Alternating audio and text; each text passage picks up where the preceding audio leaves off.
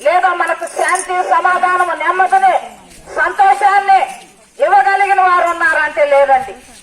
కానీ యేసుక్రీస్తు ప్రభు మన కొరకు పరమును విడిచి నిన్ను నన్ను రక్షించడానికి, నేను వ్యాధితో బాధపడుతూ నెమ్మది లేకుండా సమయంలో తండ్రి అయిన దేవుడు, యెహోవా దేవుడు చూసి ఈ ప్రజలను ఎలా రక్షించాలి, దేవునికి మహిమ కలుగును గాక.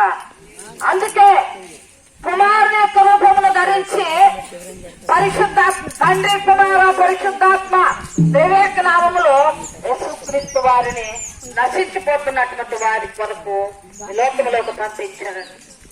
హల్లెలూయా. అదే అంటారు, ఆ నశించిపోతున్న సర్వలోకములకు వెళ్లి సర్వ సృష్టికి సువార్తను ప్రకటించండి. నమ్మిన వారు రక్షింపబడతారు, నమ్మిన వారికి శిక్ష విధించబడుతుంది. నిజమేనండి. రోజు వార్త చెప్తుంటే గేలి చేసేవాళ్ళు చాలా మంది ఉన్నారు, నవ్వేవాళ్ళు చాలా మంది ఉన్నారు, వినయముతో విజేతతో అయిన వారు చాలా మంది ఉన్నారు. నువ్వు ఎన్నా వెనకపోయినా ఒక దినాన నువ్వు నేను మరణించాల్సిందే. అయితే ఎక్కడికి వెళ్తాం మనం? రెండు దారులు దేవుడు మనపించాడు. మన ప్రియ కుమారుని లోకానికి పంపించాడు.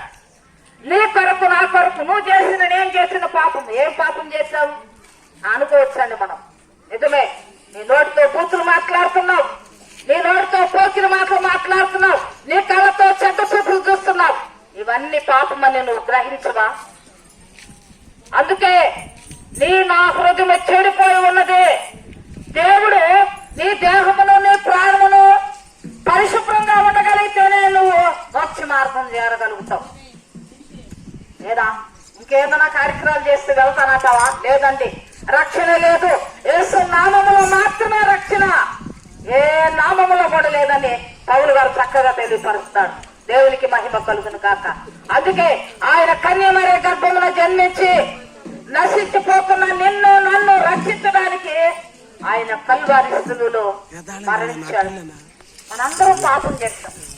పాపము చేయలేదు నేను అని చెప్పగలిగిన వారు ఎవరన్నా ఉన్నారంటే లేరండి. వారు మాత్రం వెరివారని నేను అంటాను. ప్రతి ఒక్కరు, చిన్నలు మొదలుకొని పెద్దలు మొదలుకొని అందరూ కూడా పాపం చేసి దేవుడు అనుగ్రహించు మహిమను పొందలేకపోతున్నారు. ఏమిటో మహిమ? పరలోక రాజ్యం అండి. పరలోక రాజ్యానికి మనం చేరాలని, ఈ లోకంలో మనం నశించి అనిచ్చిన నాశనానికి వెళ్ళకూడదనే ఆయన మనల్ని అందరినీ కూడా ప్రేమించి తన ప్రియ కుమారుని లోకాన్ని పంపించాడు. నేను ఆ పాపము కొరకు, నా ప్రియ కుమారుడా నీవు భరించలేవు ఈ బాధను, అందుకే నేను భరిస్తాను, నేను నీకు రక్షణిస్తాను.